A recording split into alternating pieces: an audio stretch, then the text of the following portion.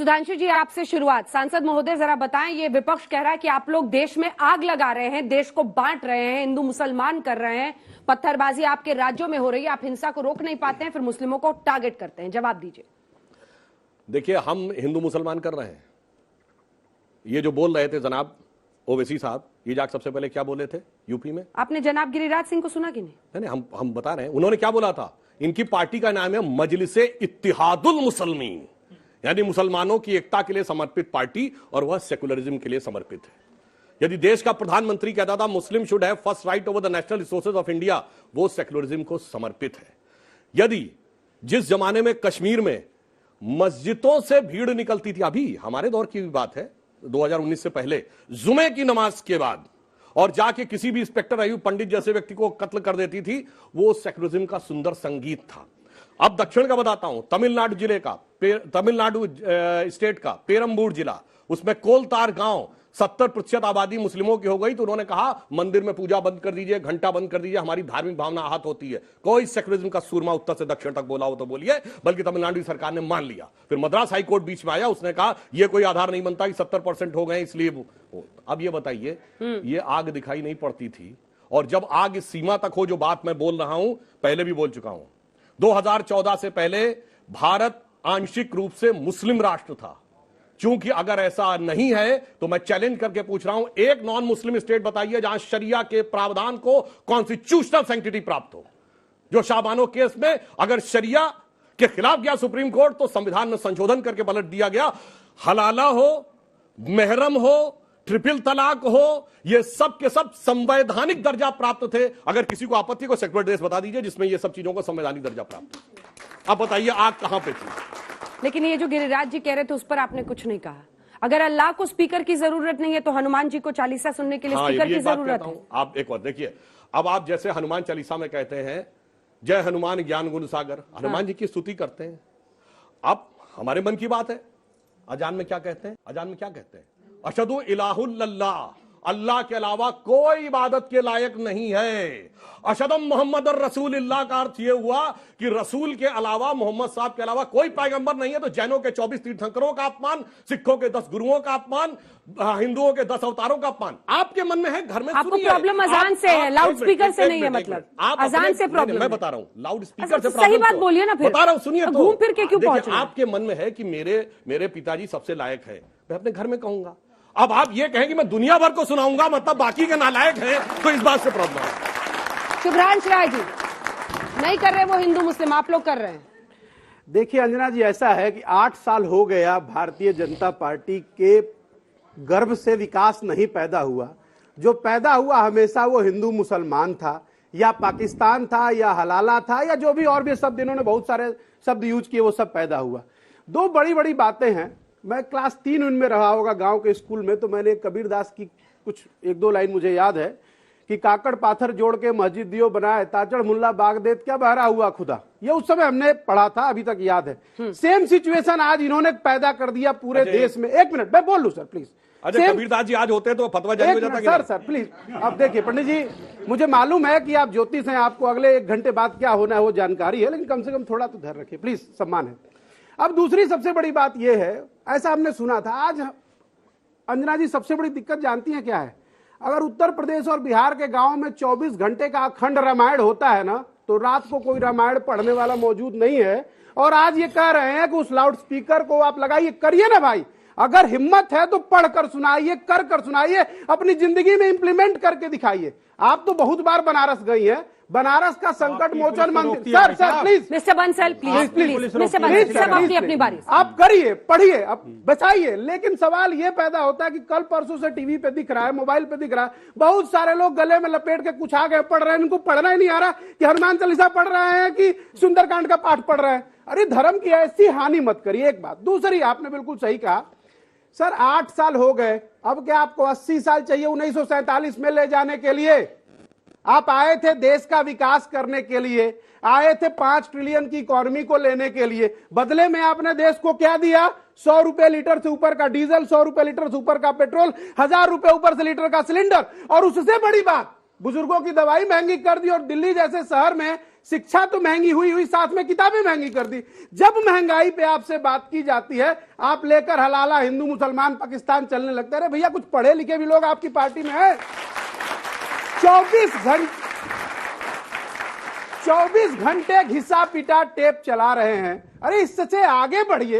एक तरफ प्रधानमंत्री गरीबों को, अल्पसंख्यकों को, उनकी बेटियों को स्कॉलरशिप भी देते हैं और उनके लिए प्रधानमंत्री आवास योजना में घर भी बनाते हैं। दूसरी तरफ कानून को ठेंगा दिखा के आपके मंत्री, आपके मुख्यमंत्री और आपके अधिकारी उसी प्रधानमंत्री आवास के घरों को तोड़ देते हैं। ये बताइए कि प्रधानमंत्री जी ने बनाया था वो गलत था, या जो आप कर रहे हो कानून को हाथ में लेकर वो गलत है? जवाब लेंगे सुधांशु जी से। बंसल जी, घिसा पिटा टेप, वही स्क्रिप्ट, अगर 1 महीने पहले का भी शो उठा लें तो वही सब बोल रहे होंगे सुधांशु जी जो आज बोल रहे हैं। नहीं, मुझे लगता है कांग्रेस को भाव तो याद है, लेकिन ये नहीं पता कि इन्हीं के गुर्गे उसी मोल भाव की चीज को पेट्रोल पंप बना रहे हैं।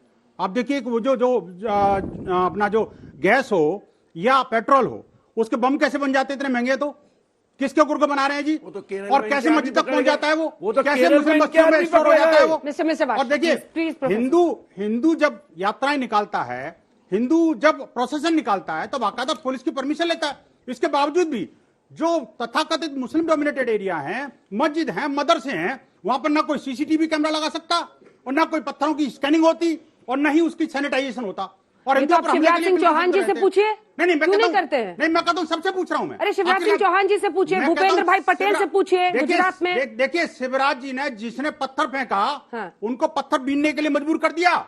उनके घर के आप फेंकने क्यों दिया पत्थर? और उसी बात को लेकर फेंकने क्यों दिया? ताकि आपकी रोटी चढ़ती। नहीं, देखिए ना, जब वो लोग पत्थर फेंक रहे थे तो ये चुप थे, सारे के सारे, ये सारे लेफ्टिस्ट चुप थे।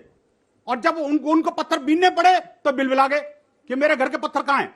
आप सोचिए, ये जो है शिवराज सिंह सरकार ही कर सकती है क्या? कांग्रेस सरकार ने किया? प्रधानमंत्री आवास में बनी योजना में बने घर को वही गिरा सकते हैं। नहीं, मुझे बताइए अंजना जी, मैं कहना चाहता हूँ राजगढ़ में प्रधानमंत्री आवास योजना में घर बना था। आपका मुख्यमंत्री, आपका प्रधानमंत्री को नहीं दिखा रहा। बधाई हो इस बात की। कांग्रेस की बात कह रहा हूँ, कोई ताली नहीं बजा सकता। ये आपका टाइम निकल चुका। बंसल साहब, मुझे बताइए कि राजस्थान में कोई देखिए, मैं बीच में नहीं बोला था, बोल ही रहे। ये कांग्रेस के, देखिए कांग्रेस खबर सुनिए कि नहीं बंसल साहब? सुनिए, बुलडोजर चला क्या?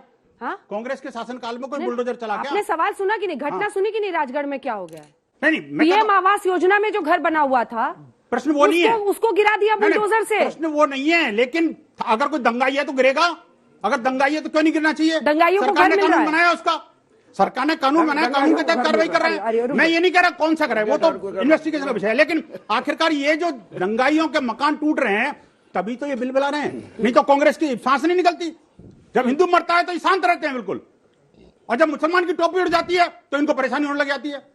ये कौन सा सेकुलरिज्म भाई? देखिए अंजना जी, जो भाषा सुधांशु जी ने, माफ चाहता हूं सुधांशु जी, वैसे तो आप बड़े विद्वान हैं, और जो बंसल जी बोल रहे हैं वो तो बिल्कुल मैं अपने मुंह से बोल ही नहीं सकता। हम तो हमारा कौन सी गलत भाषा उसका जो मैं बता रहा हूं, उसका कारण ये है कि इन्होंने ये सोच रखा है कि रोजगार देना नहीं, महंगाई कम करनी नहीं, देनी है ना, पत्थर सरकारी ठेकेदारी शुरू कर देनी है, सरकार जो है 2 खरीदेंगे 2 बेचेंगे वो शुरू करना है। इसलिए हिंदू मुसलमान करते रहो और धर्म को अफीम बनाए रखो जनता की।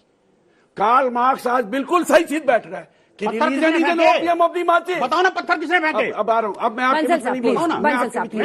रोजगार की बात करें ना, रोजगार किसने रोकिए ना, रोक दिया वाला रोजगार किसने दिया? बंसल साहब, दूसरी जेएनयू में फिर ये नॉनवेज वर्सेस रामनवमी क्यों करते हैं? सुनिए क्यों करते हैं फिर? सुनिए यार, उस पर भी आ जाऊंगा, उस पर भी आ जाऊंगा, पूरी बात सुन लीजिए। दूसरी आपको मैं एक बात बता देना चाहता हूँ, सारे लोग यहाँ बैठे, इतने पढ़े लिखे बच्चे बैठे हैं। बंसल जी, मुझे एक ईमानदारी से, विज्ञान से तो ऐसे आपको कोई लेना देना है नहीं। इतना बता दीजिए, इतना बता दीजिए, एक दूसरे पर बात करेंगे, हम टॉपिक से भटक जाएंगे। प्लीज, उल्टी गंगा नहीं बात हमें ये बोलने नहीं देंगे। नहीं बोलो ना, ये बोलने नहीं देंगे, क्योंकि इनको पता है कि ये हिपोक्रेट है, ये बोलने नहीं देंगे, खत्म हो चुका, ये बोलने नहीं देंगे, ये हिपोक्रेट है, इनको ट्रेन किया गया है। अरे बंसल साहब बोल लेने दीजिए। बोलो ना, मैं कहता हूँ जेएनयू में क्या हुआ, बताओ ना, कुछ प्रकाश डालो ना। ये क्योंकि इनका विज्ञान से कोई लेना देना नहीं है। वापस आएंगे आप टॉपिक पे, उनका प्रोफाइल लिखने के लिए आपको नहीं बुलाया। धर्म हो, कोई से भगवान हो, कोई सा धर्म हो, कोई सा भगवान हो, ये बता दीजिए। भैया धर्म तो एक ही है यार, कैसी बात कर रहे हो? इंसानों ने कोई सा उसे क्या होता पैदा है? किया या इंसान इसमें को कोई सा क्या होता है भाई? ये बताओ। धर्म तो है ही है। Religion is a creation of human being, ना, और ह्यूमन धर्म बीइंग एक इज ए है। Creation of religion. भाई देखिए, तो इंसानियत ना, सबसे ना, बड़ा ये- धर्म ये- है, और मतलब- आप इंसानियत के बहुत बड़े दुश्मन हो, ओहो। क्योंकि आप इंसानियत और लेफ्टिस्ट- क्योंकि आप पूंजीपतियों की पूछो गोद इनसे। में बैठे हुए हो। इंसानियत आप और लेफ्टिस्ट- पूंजीपतियों की गोद में बैठे हुए हो, पूरा देश को बर्बाद कर दिया। बेरोजगारी का निजाम फैला रहे जिसको हो, कॉम्युनिस्ट- महंगाई का जिसको लूट रहे कम्युनिस्ट- हो। बंसल साहब, प्लीज सर, प्लीज वो आज हमें इंसानियत सिखा रहा है। बंसल साहब प्लीज 4 लाख करोड़ रुपया। एक लाइन बीच में बोलना आपके ठीक है, लगातार मत 4 लाख बोलिए करोड़ रुपए देश की प्लीज। आप लोग भी जनता अपने से सवाल लूट तैयार रहे हो। रखिएगा। सुधांशु जी एक जवाब दे दीजिए, उसके बाद दर्शकों के सवाल। बातें तो इन्होंने इतनी सारी कह दी, अब काका जवाब दें। मैं फिर भी एक दो लाइन में कह देता हूं। पहले बताइए, आपने बिल्कुल सही कहा, इनकी बात का समर्थन करता हूं। रिलीजन इंसान ने पैदा किया है, धर्म शाश्वत सनातन है। अन्यथा बता दीजिए, धर्म जो हिंदू धर्म है कब शुरू हुआ?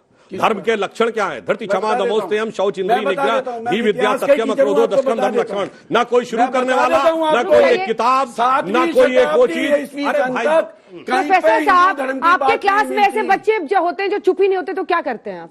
अंजना जी, आप इनको तो नहीं रोक रही। सर, सबको रोक रहे हैं। आप एकदम नहीं रोक बस हो गया विक्टिम कार्ड, आ गया विक्टिम कार्ड, विक्टिम कार्ड निकल गया। मैंने उनको कई बार तो रोका। आपने रोका नहीं, कहाँ ने रोका? रिजेक्ट किया, कोई पीसफुल टाइम नहीं दिया, आधा मिनट भी पूरा मैंने नहीं रोका था या नहीं, ये लोग बता देंगे। नहीं रोका था? रोका अगर आपने। रोका था तो नहीं हाथ रोका उठाइए। ये लेफ्ट का प्रॉब्लम है। देखिए, झूठ पकड़ा गया प्रोफेसर लेफ्ट का साहब। क्यों प्रॉब्लम ऐसा है। क्लास में करवा रहे हैं? प्लीज। हाँ, सिर्फ एक लाइन में। इसीलिए धर्म की परिभाषा है धारणात इति धर्मा, जो धारण करता है। इसीलिए भारत धर्मनिरपेक्ष नहीं अरे है। आप धर्म मानो भाई, डंडे क्यों चलाते हो, फिर तलवार लेके अब क्यों देखिए, चलते हो, त्रिशूल लेके क्यों चलते हो?